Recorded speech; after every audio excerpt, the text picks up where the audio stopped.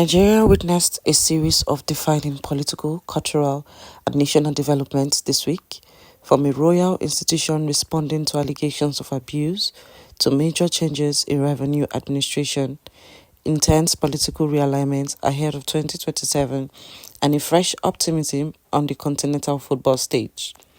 Here are the stories shaping the national conversation.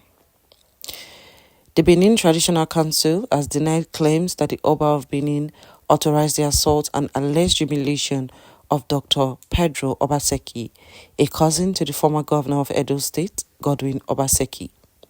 According to the council, the monarch neither ordered nor sanctioned the incident, describing the act as completely inconsistent with the Oba's character as a peace-loving father to all. The council also warned youth against taking the law into their own hands and urged Nigerians to verify information before sharing it online. Meanwhile, the Obaseki family has vowed to pursue legal action, describing the incident as degrading and a violation of fundamental human rights.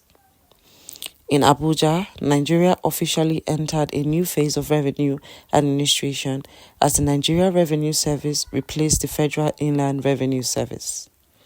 The unveiling of the NRS identity follows the signing of the Nigeria Revenue Service Establishment Act 2025 by President Bola Ahmed Tinubu. Authorities says the reform signals continuity, efficiency, transparency, and a renewed commitment to supporting Nigerians' economic transformation.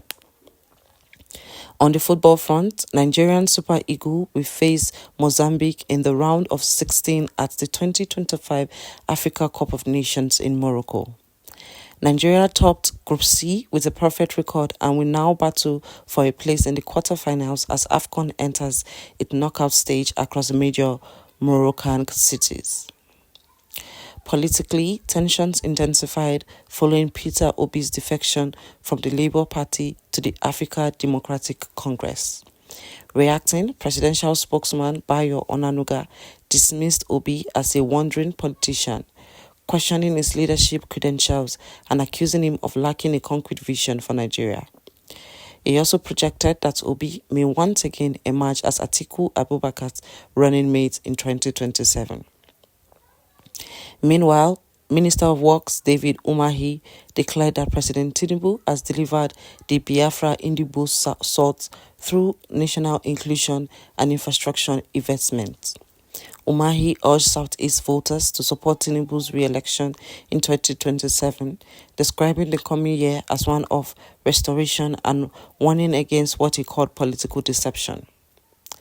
From royal institutions and legal accountability to economic reforms, political power shifts, and continental football ambitions, these developments underscore a nation in transition as Nigeria navigates governance, unity, and the road to 2027.